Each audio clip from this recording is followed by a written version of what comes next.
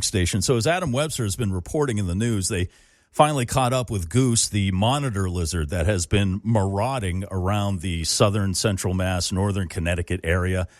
Got loose in Webster, was spotted in Thompson, Connecticut, most recently, I think, in Douglas. He has been apprehended, but there are very few details on how and where. So I got the chief of police of the Webster Police Department, Chief Michael Shaw, on the phone with us this morning. Chief Shaw, thank you very much for taking the time. Oh, my pleasure. I appreciate you guys following up. Yeah, it's been quite a story over the past few weeks, and are you able to tell us what was involved in Goose's capture? Where, how? Was there a scuffle? Can you give us some details? Yeah, he's an elusive little critter, I'll tell you that. Yeah, little. So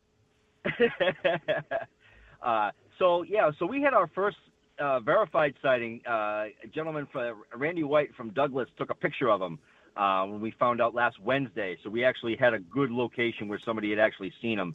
So the following day, we had put some traps out in the various location. Obviously, working with our friends at the Mass Environmental Police and the Reptile Rescue were instrumental in this. So over the following day, they had another sighting, and Mass Environmental Police had actually been watching the area. The officers had been out there in shifts, from what my animal control officer was telling me.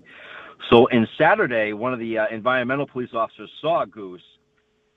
So he had notified his superior, his captain, who called our animal control officer, Desiree Rusin, and they converged on the area with some folks from DCR, Department of Conservation and Recreation. And they essentially were looking in the area that we had seen him on that previous Wednesday, and looking. And it's a very swampy area. I was out there on Wednesday and again on Thursday helping Desiree set a trap. And from what I understand, from what I was told, I don't know a whole lot about water monitors, but it was a great habitat for him to be at, coupled with the weather that we had been having. So he was thriving out there. So they found him in a little hole underneath a tree. And, one of the DCR staff noticed some movement or found him, and they converged on him with the environmental and our ACO, and they had to use rabies poles to get him out. And he cautiously poked his head out, and they were able to grab him and put him in a container, and they transferred him off to the rescue. It was a little bit of a scuffle, I guess, but I can assure you that Goose is fine and doing just swell. And none of the officers were hurt in this either, right? No. Okay, no. good. They did a phenomenal job. Good. Yeah, they did it. The teamwork that everybody did together to have a happy ending in the story is just good. Outstanding. That's good. Will there be, in this age of transparency, will there be body cam footage available of the apprehension? So there is a video. The environmental police has it, and my understanding is they are going to release it. We have a press conference today at 2:00, so there'll be some more information given out. I know a lot of people have questions about, is the homeowner going to be charged, and I would defer to the environmental folks for that. But I've seen the video. It's really interesting. I had no idea what a water monitor was. I had to look it up, and it's crazy. And the fact that this thing was walking around somebody's house, I said, can you imagine going to an alarm call with an open door, and you check in the house to make sure it's all set, and this thing comes around the corner. Oh, my God, right? Well, I want to ask you about that, Chief Shaw. So how long have you been in law enforcement?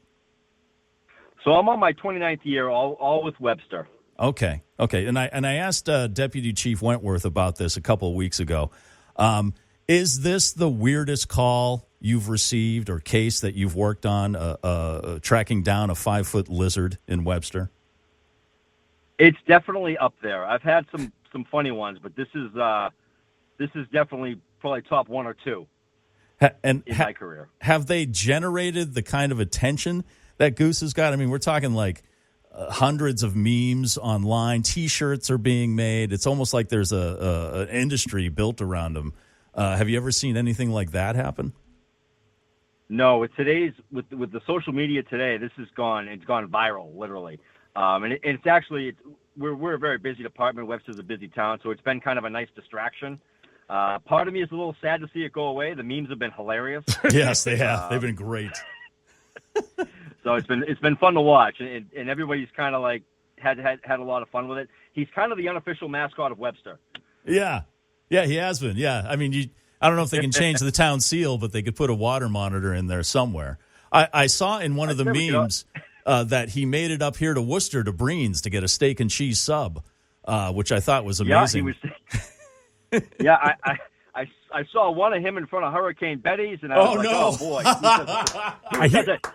Goose has a dark side. Yeah. I heard he's a great tipper, though. Yeah. I bet. I said, is he coming or going? I don't know. Wait a second. Or is he working? I don't know. Hey, who knows, right? Good bouncer. Yeah. All right. Well, Chief Shaw, thank you so much for taking the time. Sure. Like you said, I know you're busy down there in Webster, but our national or our state, local, or our Southern Central Mass nightmare is over. Oh, okay. There we go.